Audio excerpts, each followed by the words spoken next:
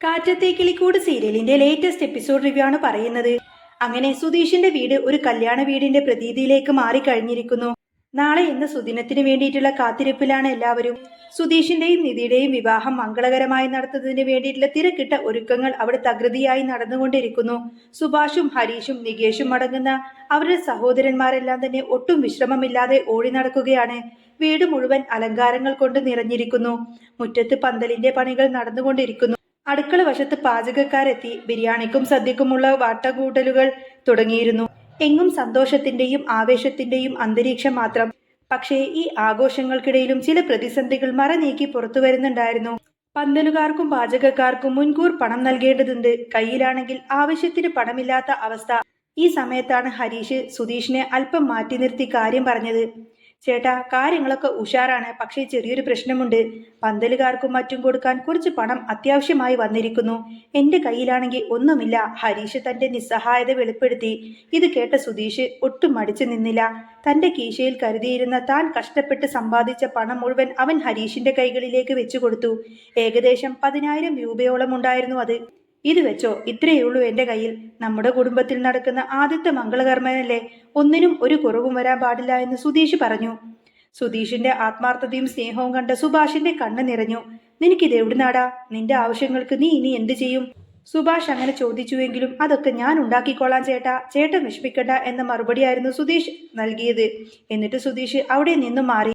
യഥാർത്ഥത്തിൽ തന്റെ കൈവശമുണ്ടായിരുന്ന അവസാന രൂപയും നൽകിയാണ് സുധീഷ് ആ കല്യാണത്തിന് തയ്യാറെടുക്കുന്നത് എന്ന കാര്യം ആരും തന്നെ അറിഞ്ഞിരുന്നില്ല. സുധീഷ് പോയതിനു ശേഷമാണ് നികേഷ് ഓടിക്കെതച്ച് അങ്ങോട്ടേക്ക് വന്നത്. അവൻ വന്നപാടെ പുതിയൊരു പ്രശ്നം അവതരിച്ചു. ചേട്ടാ, നമ്മൾ എല്ലാ കാര്യങ്ങളും സെറ്റ് ചെയ്തു. ബിരിയാണിയും പന്തലും എല്ലാം റെഡിയായി. പക്ഷേ ഏറ്റവും പ്രധാനപ്പെട്ട ഒരു കാര്യം നമ്മൾ മറന്നുപോയി. നാളെ കല്യാണത്തിന് നൽകുമ്പോൾ സുധീഷിനും നിധിക്കും ഉടുക്കാൻ പുതിയ വസ്ത്രങ്ങൾ വേണ്ടേ? സാധാരണ വസ്ത്രത്തിൽ കല്യാണ പന്തലിൽ നിൽക്കാൻ പറ്റുമോ? നികേഷ് പറഞ്ഞത് വലിയൊരു കാര്യം തന്നെയായിരുന്നു. സുഭാഷും ഹരീഷും ആ കാര്യം പാടെ മറന്നുപോയിരുന്നു. ദൈവമേ, ഞാൻ അത് ഓർത്തതേയില്ല. സുഭാഷ് തലയിൽ കൈവച്ചു. ഇനിയിപ്പോ എന്ത് ചെയ്യും? പെട്ടെന്ന് പോയി ഡ്രസ്സ് എടുക്കാം, ഹരീഷ് നിർദ്ദേശിച്ചു. എന്നാൽ കാര്യങ്ങൾ അത്ര എളുപ്പമായിരുന്നില്ല. സുധീഷിന്റെ അളവുകളൊക്കെ അവർക്കറിയാം. പക്ഷേ നിധിയുടെ കാര്യം അങ്ങനെയല്ലല്ലോ. അവർക്ക് ചേരുന്ന സാരി വാങ്ങിയാൽ മാത്രം പോരാ, അതിന് അനുയോജ്യമായിട്ടുള്ള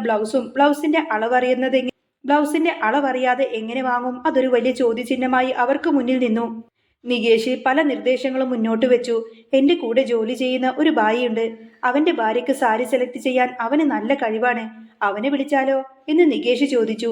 എന്നാൽ അതൊന്നും പ്രായോഗികമല്ലത് കണ്ട് അവർ തള്ളി. ഒടുവിൽ കടയിൽ ചെന്ന് അവിടുത്തെ ജീവനക്കാരിയുടെ സഹായത്തോടെ ഒരു നല്ല സാരിയും അതിന് മാച്ചിങ്ങായ ബ്ലൗസും വാങ്ങാൻ തന്നെ അവർ തീരുമാനിച്ചു.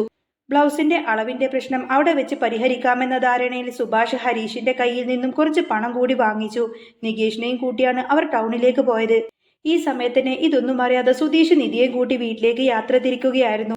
തങ്ങൾക്കായി വീട്ടിൽ വലിയ സർപ്രൈസ് ഒരുങ്ങുന്നുണ്ട് എന്നുള്ള കാര്യമൊന്നും തന്നെ നിധിക്കറിയില്ലായിരുന്നു. യാത്രക്കിടയിൽ നിധി ആകെ മൗനമായി മുഖം വാടിയിരിക്കുന്നത് കണ്ട് സുധീഷ് കാറിലെ മ്യൂസിക് പ്ലേ ചെയ്തു. ആദ്യം ഒരു ശോകഗാനമായിരുന്നു. ഇതെന്താ സുധീഷേ, ഇങ്ങനൊരു പാട്ട്? നിധി ചോദിച്ചു. അവൻ പെട്ടെന്ന് തന്നെ അതൊരു റൊമാൻറ്റിക് ഗാനമാക്കി മാറ്റി. ആ പാട്ടിന്റെ വരികളിൽ ലയിച്ച് നിധി ആദ്യമായി കണ്ടതും പ്രണയിച്ചതും ഒക്കെ ഓർത്ത് സുധീഷ് ഒരു സ്വപ്നലോകത്തെന്ന പോലെ വണ്ടി ഓടിച്ചു. പെട്ടെന്നാണ് സുധീഷിന്റെ ഫോണ് ബെല്ലടിക്കുന്നത്. ഡിസ്പ്ലേയിൽ തെളിഞ്ഞ നമ്പർ കണ്ടപ്പോൾ തന്നെ സുധീഷിന് നെഞ്ചെടുപ്പ് കൂടി. അത് പോലീസ് സ്റ്റേഷനിൽ നിന്നായിരുന്നു. ഹലോ, സുധീഷ് അല്ലേ? നീ എവിടെയാ? പോലീസുകാരന്റെ ശബ്ദത്തിൽ ഗൗരവമുണ്ട്. ഞാൻ പുറത്താണ് സർ. സുധീഷ് വിറക്കുന്ന സ്വരത്തിൽ മറുപടി നൽകി. നിന്റെയും നിധിയുടെയും മാരേജ് സർട്ടിഫിക്കറ്റ് ഇവിടെയുണ്ട്. അത് ഒപ്പിട്ട് വാങ്ങാനായി നിങ്ങൾ രണ്ടുപേരും ഉടനെ തന്നെ സ്റ്റേഷനിലേക്ക് വരണം. നിധി കൂടിയല്ലേ? ഉണ്ട് സർ. എന്നാ ഞാൻ അവളെയും കൂട്ടിയിട്ട് വേഗം വരാം. ആ, നേരിട്ട് കണ്ടാലേ ഞങ്ങൾക്ക് ബോധ്യപ്പെടൂ. ഫോൺ കട്ട് ചെയ്തപ്പോൾ സുധീഷ് ആകെ വേർത്തുപോയിരുന്നു. നിധിയോട് താൻ ഇതുവരെ പറയാത്തൊരു രഹസ്യമുണ്ട്. പോലീസ് സ്റ്റേഷനിൽ വെച്ച് അന്ന് പേപ്പറിൽ ഒപ്പിടുമ്പോൾ അതൊരു വിവാഹ രജിസ്ട്രേഷൻ ആണെന്ന് നിധിക്കറിയില്ലായിരുന്നു. ഇപ്പോൾ സ്റ്റേഷനിൽ ചെല്ലുമ്പോൾ ആ സത്യം അവൾ അറിയുമോ? അറിഞ്ഞാൽ അവൾ അതിനെ എങ്ങനെ പ്രതികരിക്കും? ഒരു പക്ഷേ തന്നെ ഉപേക്ഷിച്ചു പോകുമോ?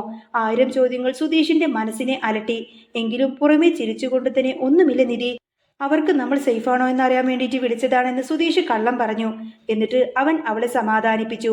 അതേസമയം തുണിക്കടയിൽ പോയ നികേഷും ഹരീഷും തിരികെ എത്തി. മനോഹരമായ ഒരു സാരിയും സുധീഷിനുള്ള ഷർട്ടും മുണ്ടുമൊക്കെ അവർ വാങ്ങിച്ചിരുന്നു. പക്ഷേ എല്ലാവരും ഭയന്നതുപോലെ തന്നെ ബ്ലൗസിന്റെ കാര്യത്തിൽ തീരുമാനമായില്ല. അളവില്ലാതെ തയ്ക്കാൻ പറ്റില്ലെന്ന് കടക്കാരൻ തീർത്തും പറഞ്ഞു. റെഡിമെയ്ഡ് ബ്ലൗസ് വാങ്ങിച്ചു വെച്ചാൽ അത് കൃത്യമാകുമോ എന്ന ഭയം. സുഭാഷും ഹരീഷും നികേഷും എന്ത് ചെയ്യണമെന്നറിയാതെ നട്ടം തിരിയുമ്പോഴാണ് സുനന്ദ അങ്ങോട്ടേക്ക് വരുന്നത്. കാര്യങ്ങൾ അറിഞ്ഞപ്പോൾ അവൾ അവരെ കളിയാക്കി. സർപ്രൈസ് കൊടുക്കാൻ നടക്കുമ്പോൾ ഇതൊക്കെ ഒന്ന് ആലോചിക്കേണ്ടേ? നിധി വന്നതിന് ശേഷം അവളെ എടുത്ത് വാങ്ങിച്ചാ പോരായിരുന്നോ? സുനന്ദ ചോദിച്ചു. എന്നാൽ അപ്പോഴേക്കും സമയം വൈകിയിരുന്നു. പെട്ടെന്നാണ് സുനന്ദയുടെ കണ്ണിൽ മുറ്റത്തെ അയലിൽ കിടക്കുന്ന തുണികൾ ഉടക്കിയത്. നിധി രാവിലെ അലക്കിയിട്ട വസ്ത്രങ്ങൾ അവിടെ ഉണങ്ങാനിട്ടിരിക്കുന്നു. അതിലെ ബ്ലൗസ് കണ്ട് സുനന്ദയുടെ മുഖം തെളിഞ്ഞു. ദാ ആ കിടക്കുന്ന ബ്ലൗസ് എടുത്താ പോരെ അളവിന്? അത് വെച്ച് നമുക്ക് കടയിൽ നിന്ന് പുതിയത് വാങ്ങിച്ച് തയ്പ്പിക്കാമല്ലോ. സുനന്ദയുടെ ആ ബുദ്ധി ആർക്കും തന്നെ തോന്നിയിരുന്നില്ല. എല്ലാവരും ആശ്വാസത്തോടെ നെടുവീർപ്പിട്ടു. നികേഷ് ആ ബ്ലൗസും കൊണ്ട് തന്നെ തയ്യൽ കടയിലേക്ക് ഓടി.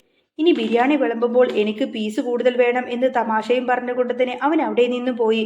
ബാക്കിയുള്ളവർക്കെല്ലാം തന്നെ ഒത്തിരി സമാധാനമായി. അങ്ങനെ യാത്ര തുടരുന്ന സുധീഷും നിധിക്കുമിടയിൽ മറ്റൊരു പ്രശ്നം കൂടെ ഉടലെടുത്തു. വണ്ടിയിലെ ഡീസൽ തീരാറായിരുന്നു. പെട്രോൾ പമ്പിൽ കയറിയപ്പോഴാണ് തന്റെ കയ്യിൽ പണമില്ല എന്ന സത്യം സുധീഷ് ഓർക്കുന്നത്.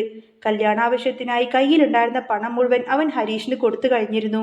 വേറെ വഴിയില്ലാതെ അവൻ സുഭാഷിനെ വിളിച്ച്, ചേട്ടാ, ഒരു 1500 രൂപ ഗൂഗിൾ പേ ചെയ്യാമോ? ഇവിടെ ഡീസൽ അടിക്കാൻ പൈസ ഇല്ല എന്ന് ചോദിച്ചു.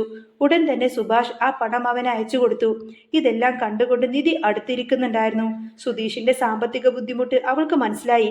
എന്റെ ഫോണൊന്ന് ശരിയായാൽ ഞാൻ ഉടനെ തന്നെ പൈസ തിരിച്ചു തരാൻ കേട്ടോ, അവൾ സങ്കടത്തോടെ പറഞ്ഞു.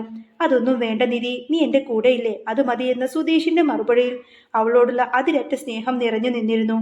ഇതേ സമയം വിശപ്പ് സഹിക്കാനാവാതെ അവർ ഒരു റെസ്റ്റോറന്റിൽ കയറി. അവിടെയും നിധി സുധീഷിന്റെ പോക്കറ്റിന്റെ കനം കുറയാതിരിക്കാൻ വേണ്ടി ശ്രദ്ധിച്ചു. എനിക്ക് ചായയും വടയും മതി സുധീഷേ, ബിരിയാണി ഒന്നും വേണ്ട, അവൾ പറഞ്ഞു. പക്ഷേ സുധീഷ് സമ്മതിച്ചില്ല. വിവാഹത്തിന് മുൻപ് പട്ടിണി കിട്ടൂ എന്ന് വേണ്ട, നീ ധൈര്യമായി കഴിക്കുക എന്ന് പറഞ്ഞ് അവൻ അവൾക്ക് ഇഷ്ടപ്പെട്ട ബിരിയാണി തന്നെ വാങ്ങിച്ചു കൊടുത്തു. ഭക്ഷണം കഴിക്കുന്നതിനിടെയാണ് സുധീഷിന്റെ ഫോണിലേക്ക് ഒരു വീഡിയോ മെസ്സേജ് വരുന്നത്. നിധിയുടെ അച്ഛൻ ആശുപത്രിയിൽ അവശനായി കിടക്കുന്ന ദൃശ്യങ്ങളായിരുന്നു അത്. ശാന്തയാണ് അത് അയച്ചു കൊടുത്തത്. ആ കാഴ്ച നിധിയുടെ ഉള്ളുലച്ചു. അവളുടെ കണ്ണുകൾ നിറഞ്ഞൊഴുകി. ഇന്നലെ വരെ സന്തോഷത്തോടെ കഴിഞ്ഞിരുന്ന തന്റെ വീട് ഇന്ന് എത്രത്തോളം മാറിയിരിക്കുന്നു എന്നോർത്ത് അവൾ തേങ്ങി. സുധീഷ് അവളെ ആശ്വസിപ്പിച്ചു. അവളുടെ സങ്കടങ്ങളിൽ താങ്ങായി തണലായി താൻ കൂടെയുണ്ടെന്ന് അവൾക്ക് ഉറപ്പു നൽകി. ഒരു വശത്ത് സുധീഷിന്റെയും നിധിയുടെയും വരവിനായി കാത്തിരിക്കുന്ന വീട്, മറുവശത്ത് പോലീസ് സ്റ്റേഷനിലെത്തി സത്യങ്ങളൊക്കെ വെളിപ്പെടുമ്പോൾ ഇനി എന്ത് സംഭവിക്കുമെന്നറിയാതെ ഭയത്തോടെ ഭയന്ന് വിറച്ചു നിൽക്കുന്ന സുധീഷ്. നിധി ആ സത്യം ഉൾക്കൊള്ളുമോ? അതോ കല്യാണ പന്തലിൽ നിന്നും എത്തുന്നതിനു മുൻപേ തന്നെ ആ ബന്ധമങ്ങ് തകർന്നു പോകുമോ? ആകാംക്ഷയുടെ മുൾമുനയിൽ നിൽക്കുന്ന ഈ ഒരു ഭാഗത്തോടെയാണ് എപ്പിസോഡ് തീരുന്നത്. അപ്പോൾ നിങ്ങൾക്ക് ഈ ഒരു ചാനൽ ഇഷ്ടമാവുകയാണെങ്കിൽ സബ്സ്ക്രൈബ് ചെയ്യാനും സപ്പോർട്ട് ചെയ്യാനും മറക്കല്ലേ കേട്ടോ. സുധീഷിന്റെ വീട്ടിലേക്ക് നിധി തിരിച്ചെത്തിയതിനു ശേഷം പിന്നീട് സംഭവ ബഹുലമായിട്ടുള്ള കാര്യങ്ങൾ തന്നെയാണ് നടക്കാൻ പോകുന്നത്. അതിന്റെ എപ്പിസോഡ് ഞാൻ ഓൾറെഡി അപ്ലോഡ് ചെയ്തിട്ടുണ്ട് കേട്ടോ. കേൾക്കാൻ താല്പര്യമുള്ളവരുണ്ടെങ്കിൽ ജസ്റ്റ് ഒന്ന് കേട്ട് നോക്കിക്കോളൂ.